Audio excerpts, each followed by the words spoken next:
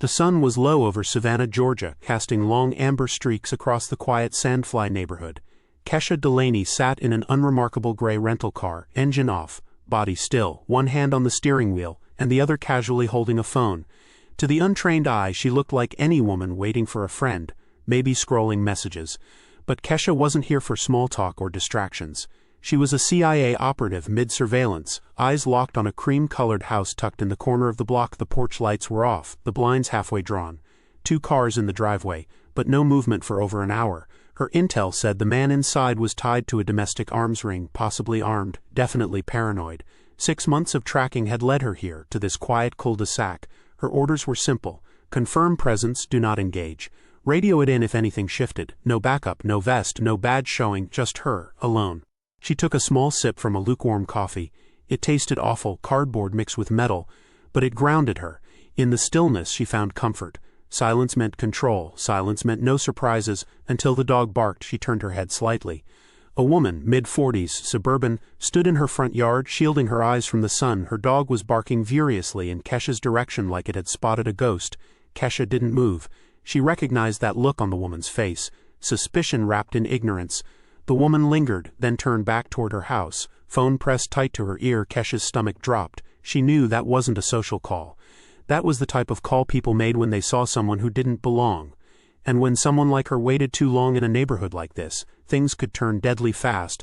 The woman disappeared behind her front door, and Kesha began her silent countdown. 1 minute, maybe 2. That's usually how long it took before someone called the cops when they thought you were out of place. When your skin, your silence, your presence didn't match their idea of safe. And Kesha had sat too long. She could feel it still. She didn't move, couldn't. The target was still inside. She adjusted her mirror, checked the curtains again, no movement. Then her earpiece buzzed. Bravo 1 status, a voice crackled in her ear. Kesha pressed the mic. Still eyes on, no movement, possible compromise. Neighbor likely made a call. Roger, sit tight, not cleared to move. She let go of the mic and exhaled slowly. Her hands rested in her lap, fingers steady, heart still calm, but her mind raced. The absurdity clawed at her. She was the asset, the protector, the one on the right side of the law. Yet a single call from a concerned civilian could turn her into a suspect. 3 minutes later, she saw the lights before she heard them. Blue and red strobes painted the quiet street in emergency hues. Tires rolled slowly over gravel. First one cruiser, then another. 2 officers stepped out, both white. One younger, maybe mid-30s, already scanning the car, hand near his holster. The older one held a radio, eyes darting toward the house and then back to her vehicle. They moved cautiously, but not like they were de-escalating, more like they were hunting. Kesha didn't flinch. She'd faced off with arms dealers, spies, and cartel enforcers. But this was different. This wasn't foreign territory.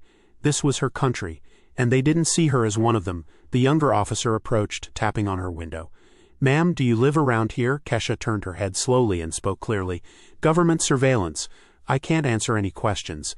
That was the moment everything started to unravel. The officer blinked, thrown off by her calm and the weight of her words. "You got ID?" Kesha reached slowly, purposefully into her jacket, keeping her movements visible, deliberate. From an inner pocket she pulled a laminated federal ID. It didn't scream CIA, nothing ever did, but it was authentic, stamped and signed. She handed it to him with the kind of poise only years of field work could teach. "I'm on assignment," she said, voice even. "I'm not permitted to disclose operational details." The younger officer's brows pulled together in a mix of confusion and suspicion. The older one moved in behind him, narrowing his eyes at the ID. "Mind stepping out of the vehicle?" he asked, tone calm but firm. That was the moment Kesha knew the mission was slipping. If she stepped out, she'd lose visual on the target's house. If she didn't, things could escalate. She tried again. "You're interfering with a federal investigation. You need to call this in right now. Contact Deputy Director Leo Evans. Passcode Echo 9-3 Delta." The older officer hesitated. His eyes scanned her ID again. Then he turned to radio it in, but the younger cop wasn't having it. He stepped forward, voice sharp. "That's not how this works. Step out of the car now." Kesha stared straight at him. "You're making a mistake," but the decision had already been made. The younger officer yanked open the door. "Out of the car," he barked. Kesha moved slowly, placing one foot on the ground and the other. "Hands up, palms visible." "They are," she said, voice cool. "I'm not resisting. Turn around." She paused. Half a second too long. In an instant he grabbed her wrist, twisted her arm behind her back, and shoved her forward toward the hood. Her cheek struck the hot metal. Her glasses clattered to the pavement. "Hey," the older cop barked, stepping forward. "Stand down. I haven't cleared this yet." Too late, she was cuffed, and across the street, the neighbor peeked through her blinds, hand over her mouth. Kesha sat on the curb, wrists bound behind her back, the hot sidewalk biting into the backs of her legs. Her hands ached from the cuffs too tight, her sunglasses lay broken beside the car. The humiliation wasn't physical, it was deeper than that. It was the knowledge that everything she had built, her training, her record, her discipline, meant nothing in that moment. The younger officer paced like he'd just made a big caller, chest puffed out. The older one, clearly rattled, pressed his radio tighter to his mouth, his voice low, urgent. He wasn't shouting. That was how Kesha knew he realized the gravity of the situation. Real mistakes never came with yelling. They came with silence and speed. Kesha glanced up at the house across the street. The neighbor who had made the call was still watching, her son now beside her. Two faces behind a blind, eyes wide, mouths parted in disbelief. They didn't see a federal agent, just a woman of color in cuffs. That would be the image stuck in their minds. Not what came before, not what came after. But then, something changed. A sudden screech of tires broke the moment. An unmarked SUV swung into view, gray and wide, stopping hard at the edge of the scene. Its doors flew open before the engine even finished dying. Out stepped a tall man with silver streaks at his temples, wearing a wrinkled suit and a stare that could level concrete. Deputy Director Leo Evans. He moved with precision, flashing his badge so fast it looked like a weapon. His voice sliced through the air. "Release her, now." The younger cop flinched, stepping back instinctively. Evans didn't even look at him. His eyes were on Kesha. "You good?" he asked low. She didn't answer. She was still staring at the house. "The target saw me," she said quietly. Evans followed her gaze. "Yeah, I figured." Then he turned, cold and direct. "Did she show you ID?" The younger cop nodded, but his voice cracked. "Yeah, but she wouldn't give details. She was acting secretive." Evans didn't blink. "She's a CIA officer. Her assignment was covert. You just blew a multi-state surveillance operation." And just like that, the mission wasn't the only thing broken. The street fell silent. Even the birds seemed to pause. The older officer looked like he'd been punched in the chest. The younger one, he had the stunned face of someone watching their whole sense of control unravel in public. Evans walked over, uncuffed Kesha himself.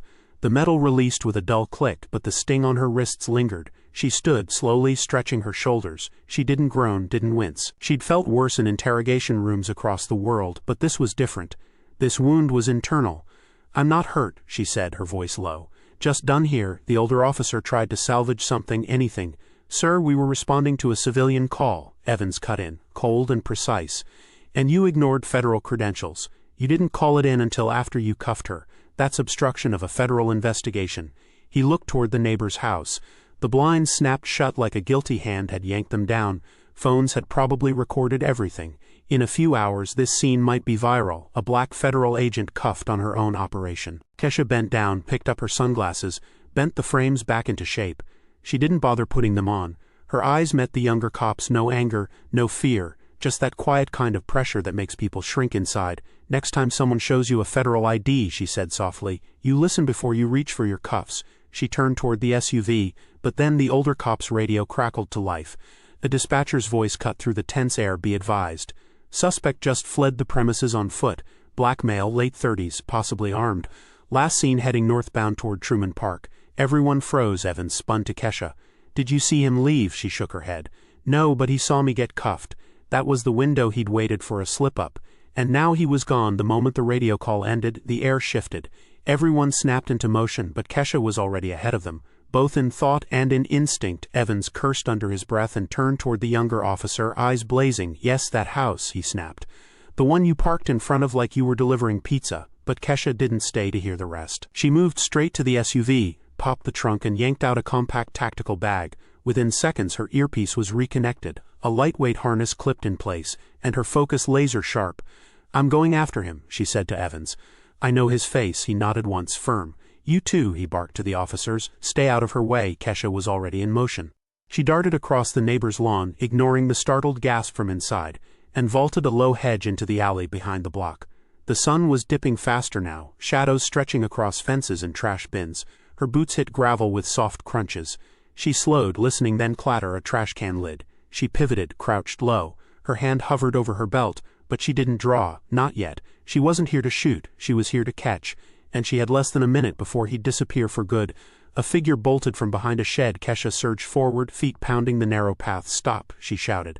The suspect glanced back, panic etched across his face. He ducked under a low branch, arms pumping fast. He was quick, too quick. If he made it to the street, he'd vanish. Freeze, federal agent, no response. She yanked a small flash beacon from her belt, calculated the angle and hurled it toward the curb ahead of him. It detonated with a loud crack and a burst of white light. Enough to blind, not harm. He staggered. That's all she needed. She launched forward and tackled him hard against a wooden fence, shoulder slamming into his back. He twisted, struggled, but her knee pinned him down and her grip locked his wrists. "Try it again," she hissed, "and you'll wake up in a hospital bed." The suspect cursed, breath hot and shallow. Behind them, footsteps, the older cop, Officer Mason, arriving, panting. "You got him?" he called out. Kesha didn't even look up. "He's not going anywhere," but the real victory was yet to come. The suspect lay face down in the dirt, breathing heavy, sweat pouring from his forehead. Kesha kept her knee pressed into his back, her grip on his wrists firm but controlled. He twisted once more, trying to look over his shoulder. "You're the woman who was sitting in that car," he muttered, his voice laced with disbelief. "That's right," Kesha replied, voice flat. "While you were counting your cash and hiding blueprints in your basement, I was 10 feet away watching every move you made." He didn't respond, but his silence said everything. Panic, anger, confusion. His escape plan had crumbled the second she'd thrown that flash beacon. His smug paranoia had turned into cold realization. The woman he thought was just a nosy neighbor, or a threatless shadow, had been the one person he should have feared most. Officer Mason bent over, catching his breath. "You sure this is him?" Kesha nodded. "Confirmed. Facial recognition, gait matches, full build. It's him." The suspect spat into the dirt, but it landed weakly near his cheek. He was done fighting. Mason reached for his cuffs, but Kesha already had the zip ties on. She rose slowly, brushing dirt from her knees. But her thoughts weren't on the arrest. They were on how close it all came to falling apart. Had she left when the neighbor made that call, the op would have died right there. 6 months of investigation gone. A domestic arms dealer free, weapons moving through state lines undetected, possibly worse. Sirens wailed in the distance, other units converging. Mason helped haul the suspect to his feet. Kesha turned to scan the alley, mentally reviewing her pursuit path, her timing, her judgment. She didn't feel victorious, not yet, not when she'd been the one nearly taken down in front of her target. Back at the SUV, Evans waited with the door open. Kesha didn't speak as she climbed into the back seat. Her elbows rested on her knees, her gaze fixed out the window behind them. The suspect rode in a cruiser, cuffed. This time the right man, but the wind felt hollow, like too much had been lost for it to matter. The SUV rolled through quiet Savannah streets, the sirens fading behind them. Kesha sat in the back seat, elbows on her knees, wrists still sore from the cuffs. Her fingers absently rubbed at the red marks, each pulse a reminder of how quickly control had slipped, how close she came to being another headline. Evans glanced at her in the rearview mirror. "You should have pulled rank sooner." Kesha didn't answer right away.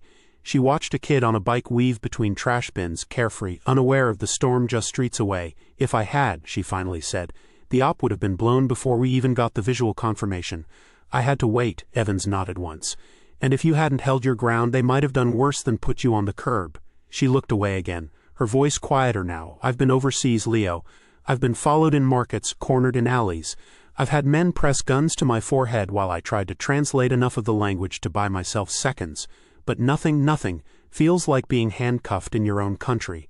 Because someone thinks you don't belong." The silence that followed wasn't peaceful. It was heavy. Evans tightened his grip on the wheel. "I won't lie to you. I thought we were past this. I thought the badge meant something." "It does," Kesha said. "But not to everybody." They pulled up to the safe house, an old duplex turned into an ops center with blackout blinds and burn phones on the counters. Kesha stepped out, stretching her back and rotating her shoulders. The bruises on her wrists had already begun to darken. 2 agents stepped out to meet them, young, white, clean-cut. Fresh out of Quantico, one held the door for her. The other offered a quick, polite nod. She didn't acknowledge either. Inside, the coffee was burnt and bitter from sitting too long on the burner. She poured a cup anyway. Bitter helped her focus. Evans followed her in, watching her movements closely. "You want me to file the complaint?" he asked. Kesha stared at the black coffee swirling in the paper cup. "What's the point? It'll get buried under procedure, miscommunication, and a concerned civilian report. They'll say it was tense, that they were following protocol." He leaned against the counter. "And you're okay with that?" She looked up, eyes sharp but tired. "No, I'm used to it. Doesn't mean I'm okay with it." Evans was about to respond when one of the young agents stepped into the room, holding a folder with trembling fingers. His face had lost its composure, eyes wide, lips slightly parted. "We found something," he said, voice tight with urgency. "From the laptop we pulled at the house." Evans took the folder, flipping through it quickly. Receipts, encrypted emails, GPS logs, standard surveillance. But then, halfway through, his expression changed. His brow furrowed, jaw clenched. He stopped on a single sheet. Kesha stepped forward, drawn in by his stillness. She read over his shoulder. It wasn't just a list of locations, it was a target map: schools, community centers, churches, each one labeled with dates, personnel numbers, and anticipated casualty yields. This wasn't some two-bit weapons dealer stockpiling assault rifles in a basement. This was the logistics arm of a multi-state militia operation. They were planning coordinated attacks, Evans muttered. Multiple cities, simultaneously. One address stopped Kesha cold, a small church in Fayetteville. She'd been there once, for her godson's baptism. She could still picture the choir loft, the stained glass dove over the pulpit, the way sunlight used to shine through the windows during Sunday service.